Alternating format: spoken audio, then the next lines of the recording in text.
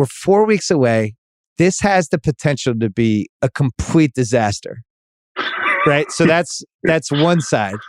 Yeah. There's another side where it's like, this might work out. This could be interesting. And maybe Durant just wanted to make it clear he was unhappy, but once it was clear he was never getting traded, he's too competitive. He cares about basketball too much. It's not like he's going to check out. This is going to be like Vince Carter in Toronto.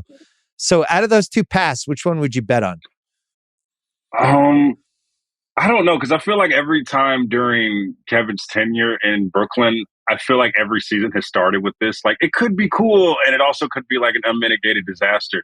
I always veer on the side that it's going to be straight, because it's going to be good, because Kevin's so good and he's good enough to, there's stretches where, like we think about the 2014 stretch, his MVP year, where he just does it. He's one of those guys that can just win it by himself in a lot of ways, right? It can take over a game by himself. But then you have this tenure with the Nets, everything is just that can go bad has gone bad, right? It starts with the Kyrie situation and the James Harden situation. I think I'm going to go out on a limb here, just because we're past the COVID phase where it seems like the league is really caring about what COVID is, and I think that really helps Kyrie, and it's going to help him, be the Kyrie, because when he plays, and I saw Kyrie play a handful of times last year, he's really fucking good. Right, he's really good when he's on, and I think if he can play about 60 games and do some things, I think they can be a really good team. Plus, aside from all the stuff that's happened in Kevin Durant land, the Nets had a pretty good offseason. The Nets had they made some good trades. They got Royce O'Neal on the roster. They made some good moves to make you think like, oh, okay, they can do something. So. Little TJ Warren possibilities. Warren, Ben not, Simmons, right? maybe. Who knows? Yeah, there's a lot of, if this happens. Okay. Yeah, they have like five of those. Every single year that Kevin's been on the Nets, I've thought this going into the season. I picked the Nets to go to the finals last year. And so I don't know. I think I'm veering towards it's going to be okay. I looked at the Instagram post from the Brooklyn Nets, and it was Kevin Durant's first day back into the gym, and they had the IG post. He's smiling, he's dabbing dudes up, and I don't know. I think I got a little feeling like, oh, it might be okay if the dust settles. All right. So here's the question for you, the Durant. I don't want to call you historian, but maybe Durant studier. I do think the trade request was legitimate. I do think, and we've talked about this on the pod in a bunch of times. I don't want to rehash all my theories for it, but I do think he wanted to get traded. I think he reached that point. I think it became quickly clear to everybody involved that there was no trade that was going to make the Nets happy. So you have to dig in. The only part I don't understand is the either Nash and Marks go or I go thing. I thought that was just poorly executed because, I don't think, first of all, the Nets owner, who's one of the most successful business people, not just, in the NBA, but in the world, he's not going to be like, oh, I didn't realize you were going to threaten me. I guess we will trade you. He's just not going to do that.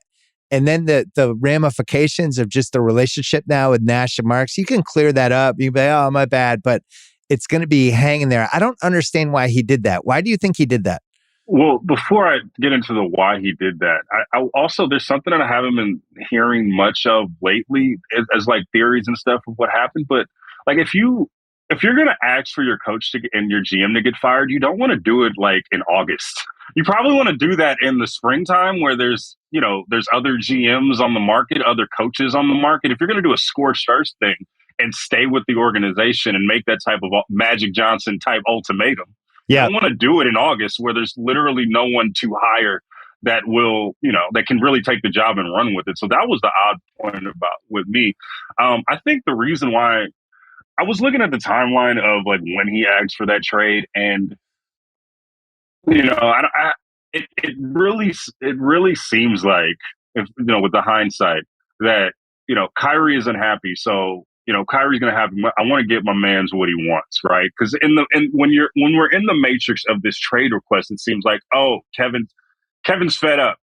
Maybe he's just done with the whole thing, right? He's done with just the drama that's going. He's just the last guy to be like, no, I want to be out of here. And honestly, on a face value, you can make a good argument of why KD would want to be traded. Just everything that's gone wrong, right? Even though that he kind of brought a lot of this on himself, but you can talk yourself into saying like, oh, KD wants to be traded because it's just a shit show in Brooklyn right now. Whether I created it or not, I still want to dip. But if you look in hindsight, it's like, okay, what happens? Kyrie doesn't get the contract that he wants. There's whispers that they're at an impasse, and there's not going to be a deal for Kyrie.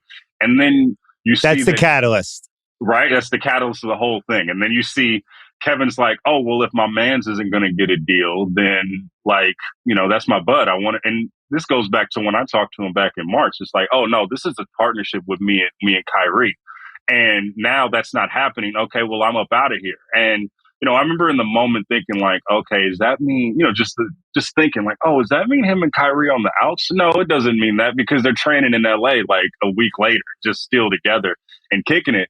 And so I think that. Well, hold on. You left out, he signed the extension a year ago to commit, assuming that Kyrie would be the next domino. Yeah. And then the Nets were like, well, rightly so. We're like, well, wait a second.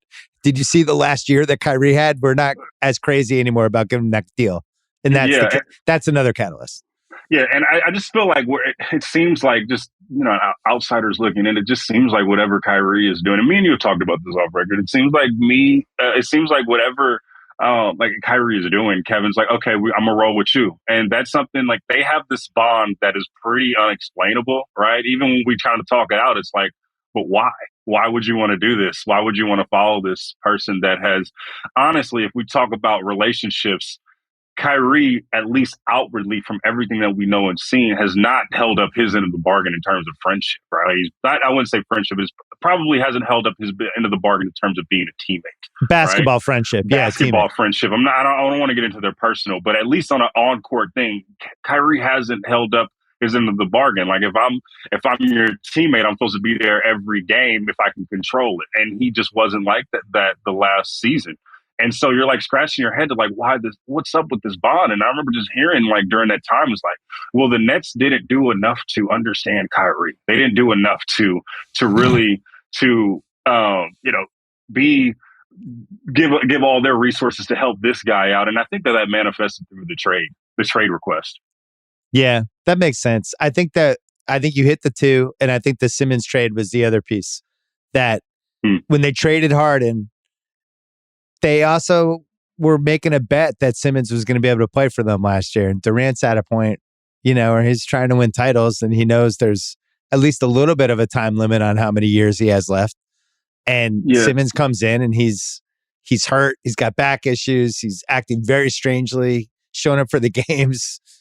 We've talked like just the behavior just in general is pretty odd, and it doesn't seem like he's reliable at all. And I think that was a piece. And then I also think and I said this before, but I do feel like there's some sort of, when you talk about the reporting of the story, and you have like, Woj and Shams are basically the newsbreaker kind of getting the stuff out there, people right now.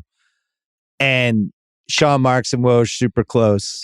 And the stuff that was coming out, I feel like, I don't think KD, I think he lost trust in the front office with stuff that was supposed to stay behind the scenes.